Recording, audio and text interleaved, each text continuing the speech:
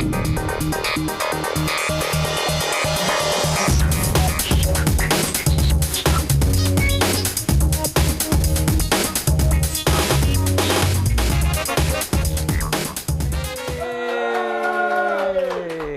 back, 30-odd minutes. How are you, my fellow oddballs? It's great to be with you. I'm your ringleader, Jeff Belanger.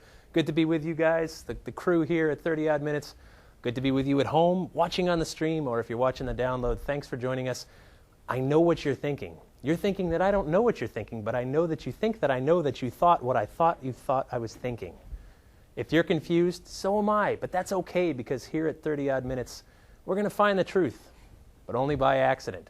Tonight's going to be a very psychic show, which is why we're in your inner brain. You can see behind me there. That's a neuron. We're going to be kind of shrunken and moving around and talking about what's out there, what's in here, what's around all of us all the time.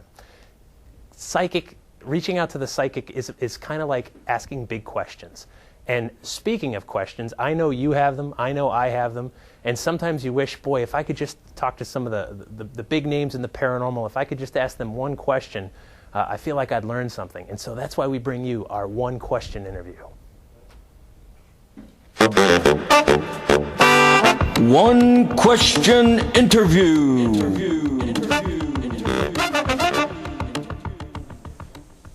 We're here with Jason Hawes, one of the stars of the hit sci-fi show Ghost Hunters from the TAPS team at the beautiful Mount Washington Hotel. Jason Hawes, this is your one question interview. Where are the bathrooms here? They're pretty much everywhere. They're all over the place. You've got 4 on this floor, the main floor. You have 4 downstairs, and you have them all up in the bedrooms upstairs. Thank you. Does that count? Oh, I feel like I blew it, you know? I mean, there I had Jason, and all I could think of was, where are the bathrooms? But in my defense, I really had to go. So at the time, it was a very relevant question. Thanks for sending us your questions. Thank you, Jason, for that bit of insight. We appreciate it. Folks, if you've got questions, email us. We want to hear from you all the time. info@30oddminutes.com. Visit our website at 30oddminutes.com. You can check out the archives. And every week we bring you an email. This week is no different. I want to read one that just came in recently. Pretty excited about it. Dear 30-odd Minutes crew, I think you have a wonderful show. All right. But it would be a lot better if you had Tiffany Johnson on as a guest. She's such a... What was that? She's such a dear, sweet girl. She always ate her vegetables as a child. Anyway, she's into all this weird stuff. And she's got a new book out. Please have her on. Signed, Tiffany's mom in Minnesota.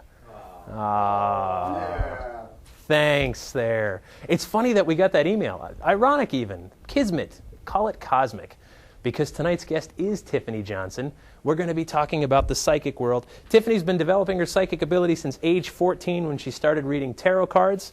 For her friends, she's a full-time psychic, a hypnotherapist, a teacher, a lecturer.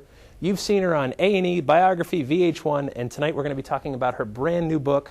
There it is, look at that. Picture yourself developing your psychic ability, step-by-step instruction for divination, speaking with spirits, and much more. And it comes with a DVD, and we want to show you a quick clip of that.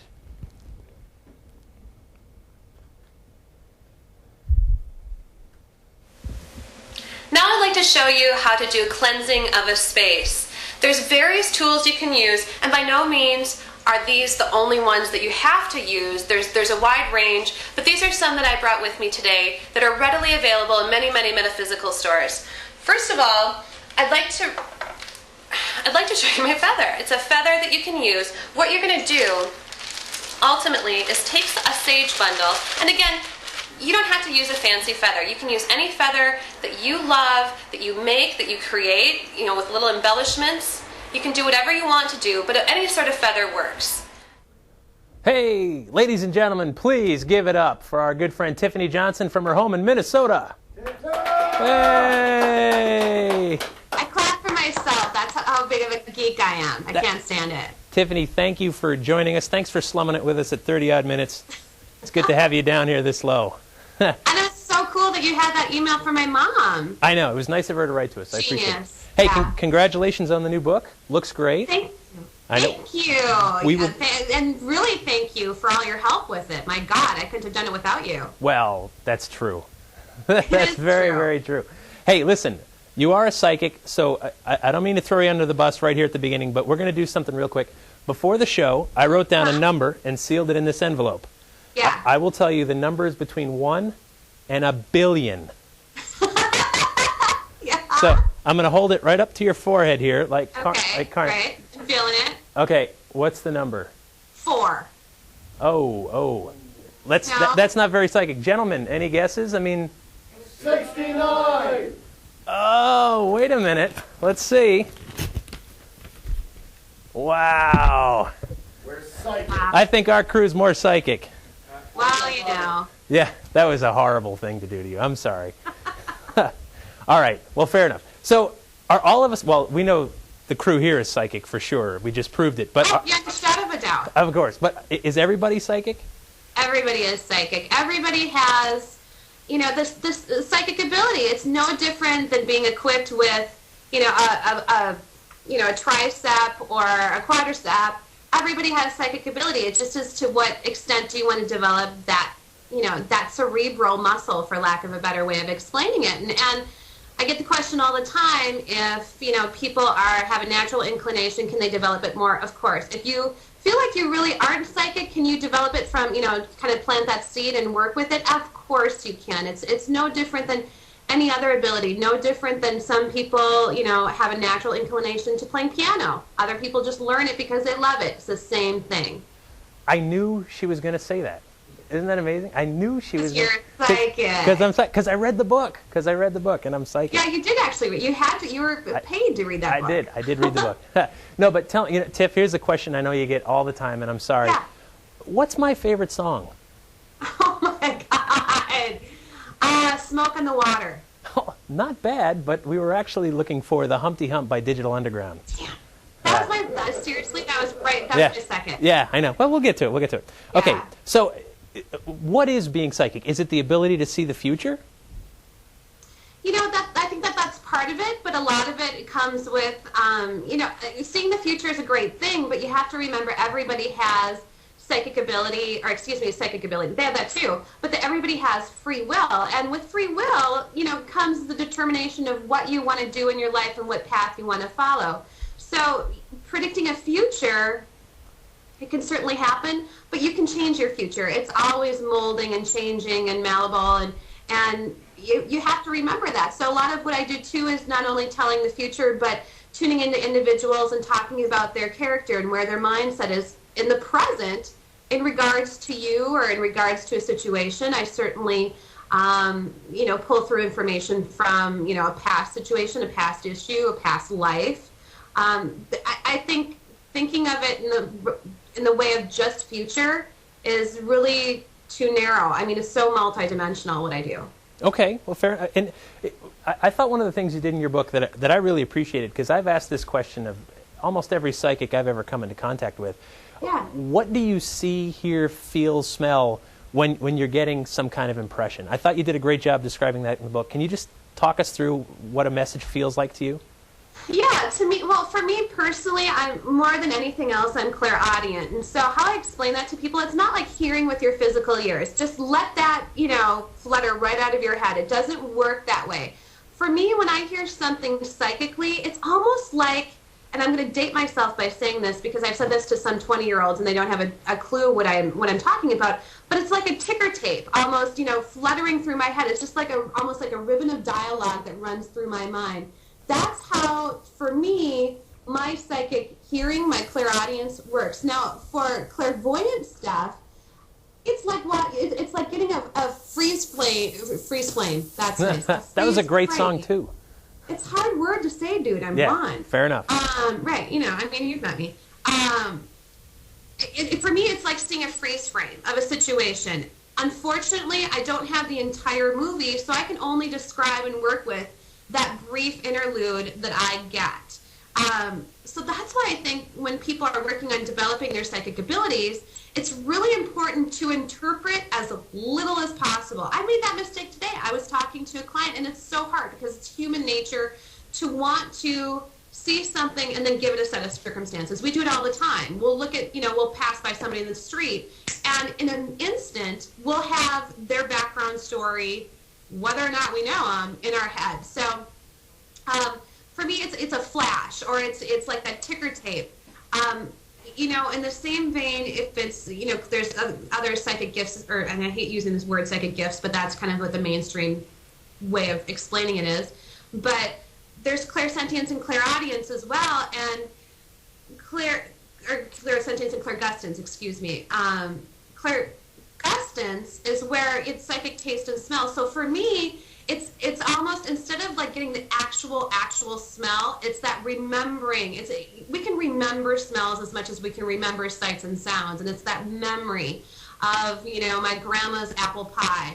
Clairsentience is where it's that empathic feeling where you walk into a room and, you know, your tummy might clench up and you just know that there is an argument there, you know, in the past few hours. And so that's kind of how things come through for me. Now, I can only speak for myself right now. Things might develop differently over the course of time. God knows my psychic abilities have waxed and wanes in different ways. But for me right now, that's how it works for me. Fair enough. Okay, so you talked about gut feeling, and I think that's important because I know I get gut feelings all the time. Creative gut feelings. I'm like, oh, that's a project. It's an actual physiological feeling where you say, I want to pursue this. I need to go after it. Or likewise, one of the examples I like to give is you meet somebody, and all you say is, hi, how do you do? And nothing more than that. And you feel like, oh, I don't want to be anywhere near this person. Or the opposite. Wow, something is really compelling me. Maybe, you know, romantically, maybe just friendly, platonically. Is that part of our psychic sense?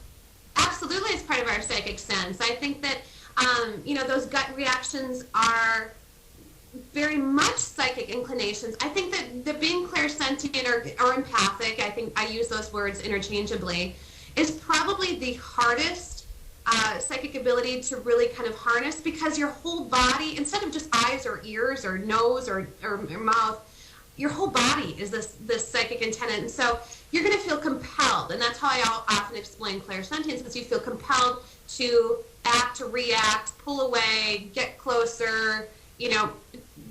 Bottom line is create some sort of action, but you don't know why. Now, and that's the big difference between like clairvoyance. Clairvoyance, at least you're seeing a scene, and you can explain some tangible things, where clairsentience, you can't. You just feel compelled one way or another, good or bad.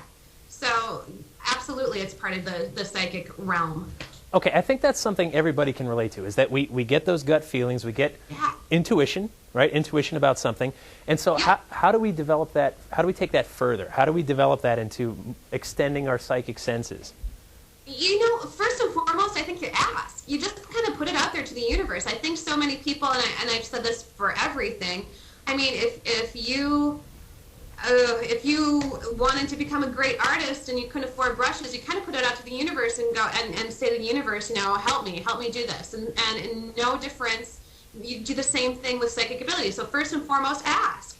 The second thing is, I think it's just so important to read everything you can get your hands on. And what I have found is, in, you know, metaphysical bookshops and New Age bookshops, even if you're not picking up something that's, you know, completely based on psychic ability, there's something applicable there for you. It might be historical. You might be reading about Edgar Cayce, and you can learn through what he has learned and through some mistakes that he has made and some predictions that he has had and just his life story. So anything that you can get your hands on, read. That's the very first thing. But then, you know, a couple little things that I tell people is if you want to start utilizing it and actually doing something to kind of, and I hate to use this term because I hate being tested, but if you want to test yourself, which I think is kind of a validation for yourself, do this. Ask yourself, you know, when you're running errands, when you're going to the grocery store, if you're lazy like me, you want the best parking spot. I mean, I go walk all the time, but when I park, I need to get like the closest spot, you know, to the door. It's ridiculous. And the handicapped people don't appreciate that, Tiff. I just want to be honest. I mean, seriously. Yeah. My bad. I'm walking to Massachusetts after this show and kicking your ass. Can we say that? Okay, so shush. So grocery store. So what you do is you put forward to the universe, hey, I'm going to go to the grocery store, and ask, kind of psychically ask, put it out there, when's the best time to go? And then listen to see, or, you know, look to see or feel to see what you get. And listen to that response and then go at that time. Go, if it tells you to go at 10 in the morning, if it tells you to go at 4 in the afternoon, listen and go and see and almost test yourself. And what's going to happen is you're going to get the validation. 98% of the time when I tell people to do that, they roll up in the parking lot of the grocery store and they can't believe that either the first or second spot is open. Another little technique that's very similar is, unfortunately, we all have people that we have to call back that we don't want to talk to in person. We'd rather get their voicemail. Not that we necessarily don't like them, but maybe we're crunched for time and we just don't have time for a long conversation. Tune into them. So, ask the universe and say, when's the best time to call them back, and get their voicemail and make sure that you put that little thing in there. And listen to see what you hear. Working on timing stuff is really important, because if you're going to end up doing this for other people, which ultimately I think most people, they do want to work with other people and utilize their skills and, to benefit humanity, people want to know timing. That's the biggest thing that I get asked. When is something going to happen? When am I going to get pregnant? When is my house going to sell? When am I going to get that new job?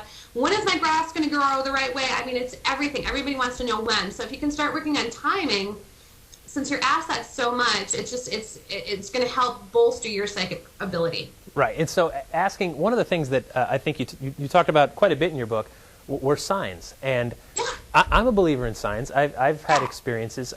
One thing that happened to me in 2001, my grandfather died, and I was really close to him my whole life. And, he went very peacefully in his sleep, and you couldn't have asked for, a nicer ending. And he had this funny habit when he was alive. He'd drive around and he'd honk his horn, meep, meep, and he'd wave, and he'd be like, oh, I knew that squirrel, or I knew that tree, or whatever. And so he did this all the time. He was a character.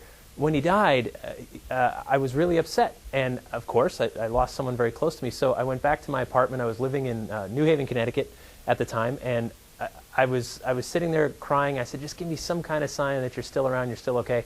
And not 1 second later, I hear meep, meep right outside.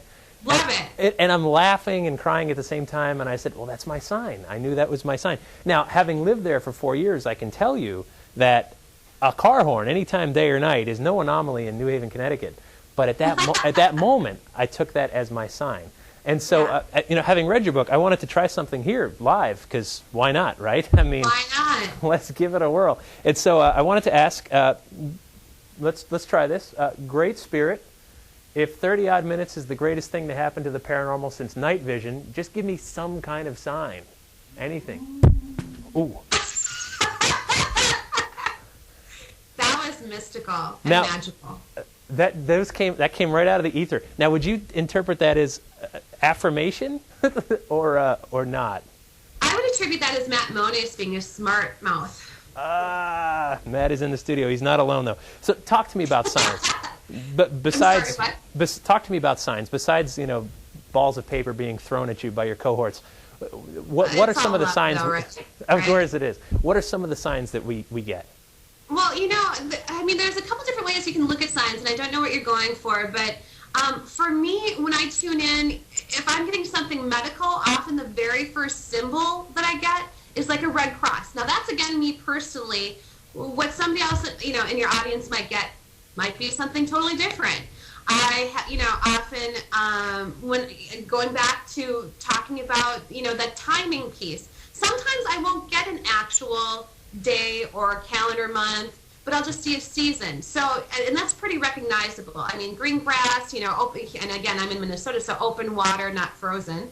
Green, leaves on trees. I know it's summer. In the same respect, if, the autumn is showing to me, with those colorful leaves and things are dying off, it's, you just kind of interpret it from what you know. Now, for other people, I've heard other signs,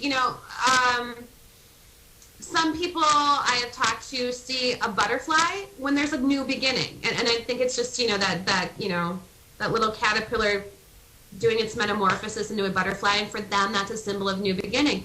It just really all depends, but it's a really good exercise as people get into their psychic development to sit down and say, what do things mean to me? Because you might not get a real literal answer, but you have to remember the other side does the best that it can with what they have to use. And so they're going to use things that mean things to you. And so it's often, kind of silly, but, if you take a little list and say, balloons to me mean celebration. That's another one that I get all the time. So I know if I see balloons, it's a birthday or anniversary. If I see that red cross, there's a medical something or another that they're going to be telling me about. Seasons obviously tell me, a season or a timeliness.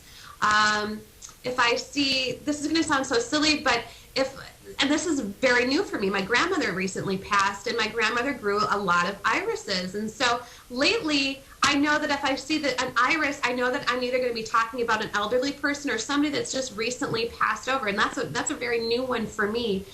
So those are different types of signs and symbols. Now, also working with signs and symbols, and I love your kind of request from your grandfather. What I recommend to people as they're developing their psychic abilities is to do this. Instead of saying, good Lord, show me a sign, and that's a wonderful thing, do this. Make it specific. It's like asking anybody, how's your day? And they're just going to look at you and say, fine. But if you say, hey, I know that you had you were taking your car in, did they figure out what was wrong with it? They're going to give you a more specific answer. So do this. When you ask for a sign, say, show me and then put in something very specific, whether it be a sunflower, a horseshoe, whatever it is. You can make it personal to you. And then give it a time frame. Say within 3 days or 4 hours, or give it at least a significant amount of time. And then and then ask the question: if I should buy a new car, if I'm going to get pregnant this year, whatever it is. And so really drill down. I think that we forget that the other side wants to communicate with us as we communicate, and we tend to ask pretty specific questions.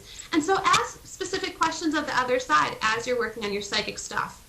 Fair enough. And so one of the questions I've always had too is, many psychics work over the phone, internet, email, chat, all that stuff. How does it work from a distance? I mean, for example, can you tune into anything here? Seriously, no joke. I mean, is there anything around us? Can you? When I'm talking about it, it's kind of like hard to talk about it in a tangible way and then tune into it psychically. But, you have to remember, primarily what I do is phone readings, and everything is energy. It really has, and with all due respect to, the person that I'm connecting with, it has nothing to do with their physical body being around me. It's no different than tuning into somebody that's crossed over on the other side. I can get a hold of them. And it's just because it's just energy. We're energy too, so I don't have to be in your physical proximity to connect with you and to get information about you. And frankly, 90% of readings, when people call me up, they're asking about their son, daughter, dog, coworker, spouse, whatever, and they're not at the reading anyway. So that's kind of how I explain it to people. You just remember, it's all energy. It's all energy. It doesn't need the physicality to tune into it. All right, fair enough. Well, Tiff, what else are you working on in the future? What else is coming up for you? Oh my gosh, honestly, it's all about the book lately, and so I'm so proud of it. And so I'm doing a lot of galleries and book signings, and we're working, oh my gosh, I can't believe the response I've gotten from metaphysical stores. I'm coming up on a gallery reading in North Branch, Minnesota, here in my own backyard. We'll all be there. I'll be there on, when am I there? August 1st. I'm there on August 1st, and then I'm going to go out to Sioux Falls, South Dakota. I'll be following that up by an appearance in Sioux City, Iowa, where I'm doing lectures and book signings. I'm going to be at Scarefest in Kentucky in September, so I'm all over the place. It's fun. All of that stuff can be found on my website, too. Awesome. Very good. And that website is readingsbytiffany.com. You can find out more. You can find out about the book. Great new book. Congratulations again. Picture yourself developing your psychic abilities. It's in bookstores everywhere. It's on Amazon. Tiffany, thank you so much for joining us on 30 Odd Minutes. Hey! Right, check it out. Thanks. All right. Thank you, Tiff. Take care. Very good. All right, I'm stepping on some of these signs from above. See that? Excellent. Switching gears, folks. There's stuff out there in the universe that we don't fully understand. Each week we try to bring you a clip, something to kind of give you something to think about. And on the phone we're going to get Susan Fair from Maryland. See if she's there. Susan, are you there? Oh, it's ringing. Very good. Hello. Hi, Susan. Yes. Hey, it's Jeff Belanger. You're live on 30 Odd Minutes. How are you? I'm great. How are you, Jeff? I'm doing fantastic. Susan, let me set this up for you. We're on the show here, a few minutes left. On October 11th, 2008, Susan Fair was visiting the Wilderness Battlefield in Virginia. Of course, in May of 1864, thousands of men were killed in a Civil War battle, one of the most horrific battles of the entire war. And so what brought you there back in October of 2008, Susan? Well, I was visiting Fredericksburg, Chancellorsville, and the Wilderness Battlefields. They're all within like a few miles of each other there in Virginia. It's a really awesome area for Civil War history. Right. And I actually wasn't there ghost hunting. I was there with a non-ghost hunting friend, and just, purely there for the history and that sort of thing. I also want to mention what sets the Battle of the Wilderness apart and makes it especially kind of grisly, it gives it kind of an eerie connotation, is that the men were fighting in very thick brush and woods, and with all the firing, the woods very quickly caught on fire. And this resulted in hundreds of men who were wounded and laying in the woods being literally burned to death. Right. So it was an especially bad battle. Yeah, no, and so you click this picture, and if you could just set it up for us, what drew your attention to this part of the woods? And then we're going to show the picture in just a second. Sorry, Sue, you still there? Hi, having a little trouble hearing you. Oh, I'm sorry. Can you just set up for us what drew your attention to this area where you clicked this picture? Okay. I was walking across the field, and at the Wilderness Battlefield, there's, not a whole lot there. There's not a lot of monuments or anything like that. Right. And there was an area across the field that for some reason was catching my attention, and it was a very small area, actually, that I just kept kind of focusing on, and I didn't see anything there. And it's also important to mention that we were the only people there. Right. There were no other cars in the parking lot or anything like that. Let's bring this picture up. So we're bringing the picture up now, and Sue, if we can leave that up there for a second. So you click the picture, and did you see anything at the time? I didn't, and I actually didn't even look at the picture at the time. I didn't see anything, there when I took the picture, and I didn't look at the picture actually for like 2 more days. Right. And so if folks at home are seeing this picture right now. You're looking just to the right of center of the screen, and you see this figure that's kind of in the trees there. Looks very much like a man, like an apparition of a man. And when did you discover this, Susan? It was actually 2 days later. I was at work, and I was sitting there, and I suddenly realized I hadn't looked over my pictures from the weekend. And dedicated employee that I am, I promptly whipped out my camera and started reviewing my photos. And I took very few photos because I wasn't actually ghost hunting. And I probably took like 10 pictures at the Wilderness Battlefield. And when I got to this one, I was just kind of stunned because there was a person in the photo, and I knew there wasn't a person there when I took it. And I showed it to the girl sitting next to me at work. I said, "Do you see something in this picture?" And she said, "Yeah, there's a hiker." And I said, "Well, there was nobody there." And she said, "Yes, there is. There's a hiker." And she pointed, to the figure in the picture. So that was kind of affirmation that there was something in the photo. Right. Very, very compelling stuff. Susan, thank you so much for sharing that with us. Thanks for coming on the phone with us tonight. We appreciate you being with us. And keep taking pictures. Keep sending them in. And have a very odd evening, Susan. Well, thank you. I certainly will. Take care. All right. Take care. Folks, send us your stuff. We want to see the kind of clips you're getting, the audio, the video, the still photos, the compelling evidence that just makes us wonder, do we know everything we thought we knew about the universe? Tonight, interesting stuff. Thank you very much, Tiffany Johnson, for coming with us. Thank you to the oddballs here in the room for taking care of stuff. Yeah. Yeah, all right. Yeah. It's almost time to go get beer, gentlemen, so we can just hang in there a few more moments. But again, we're going to explore these topics next time. We're going to be back in 2 weeks with paranormal comedian Mike Brody. Going to have a lot of fun. Until next time, stay on. All right.